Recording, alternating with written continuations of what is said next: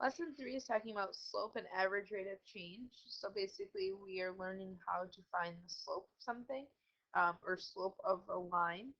So the slope of a line is the ratio of the vertical change to the horizontal change, which we've also heard of it as rise over run. So how much are we changing vertically to horizontally? So if we have 2 points, x1, y1, and x2, y2, any 2 points on the line, we can calculate the slope using the formula y2 minus y1, or the change in y's, divided by the change in x values. So this is kind of a picture to demonstrate what's happening, but let's get into looking at some different scenarios. So there's 4 situations when we talk about slope. One of them is the first picture here. Whenever you are going uphill, as you move from left to right across your graph, kind of in the picture here, this is a positive slope. So that means your number for slope will be a positive number, like 1/2 or 2 or 5, something that's a positive number, meaning your slope is going uphill. The next case is a negative slope, meaning as I move from left to right, my graph is decreasing, or it's going downhill. So this is a negative slope. And whenever we have a negative slope, that means our numbers are going to be negative. So like -2, -0.5. And then the other 2 situations are horizontal and vertical lines. So a horizontal line has a 0 slope. So this is considered a 0 slope.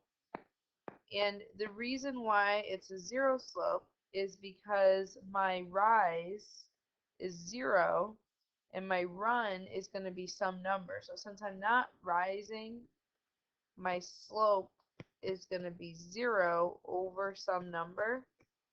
So rise is 0, run is going to be any number. It doesn't matter how much you run by. But if you do 0 divided by a number, you're always going to get 0. So that's why it's called the 0 slope. Where over to the right here, this is a vertical slope, which is actually going to be an undefined case. So this is an undefined slope. And the reason why this is undefined is because your rise this time is the number. So like you might be rising -2, you might be going down -2, or you might be going up 5, but you're not running any, you're not going right to left. So that is going to be a change in 0 for your x values. And whenever you divide a number by 0, this is an undefined case because we can't actually do division by 0. So this is an undefined slope. So those are your 4 situations. So let's look at some examples. If I want to find the slope of a line based on the graph, I have to pick any 2 points that I can easily, use or figure out the coordinates from. So let's say I look at these 2 points here. I want to figure out, remember slope is rise over run. So that means how much are we going up or down, and then how much are we running. What I always do is I go up or down for the rise, and I always make sure that my run is going to the right, because then what that allows me to do is if I'm going up, it's going to be positive, and if I'm going down, it's going to be negative. And then always going to the right won't really matter because the going up is going to be the positive, and then the going down will be the negative. So if I start over here at the point 0, 2, you always want to start on the left-hand side when you're trying to calculate rise over run so that you can run to the right. I'm going to count starting at 2. I went up 1, 2, 3, and then over 1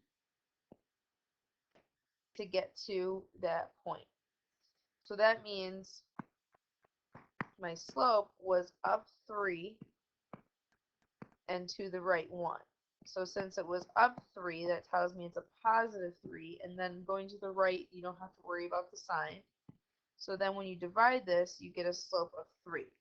Now, because this is a line, every single point should have that same slope. So if I start at this point down here and I go up 1, 2, 3, I went to the right one. 1, 2, 3, right one. 1, 2, 3, right one. So you're going to see that every single coordinate here that's plotted on this line has a slope of 3 over 1. So that's the one thing about equations of lines. Their slope is always the same. So let's look at another example using the formula. So in this case, I don't have these points plotted. However, if you really wanted to, you could take these 2 points, you could plot them on a graph, and then you could count like what we just did in the previous example. But I wanted to show you one using the formula as well. So using the formula for slope, which is the change in y's over the change in x's, and remember to represent change in, you subtract. This is like your x1, y1, x2, y2. So essentially what you're going to do is you're going to subtract the y values on top. So I have negative 4 minus 1. And then on the bottom, we're going to subtract the x values in the same order that I subtracted the y values. So 5 minus negative 2. So make sure you minus between and then you just keep the signs of each individual value. So up top I have negative 5, and then down at the bottom I have a plus 7. So my slope is negative 5 over 7, which is really like saying down 5, right 7 if you were to count this out. So that's it for finding slope. So we've looked at algebraically and on a graph, but in either case it's always rise over run.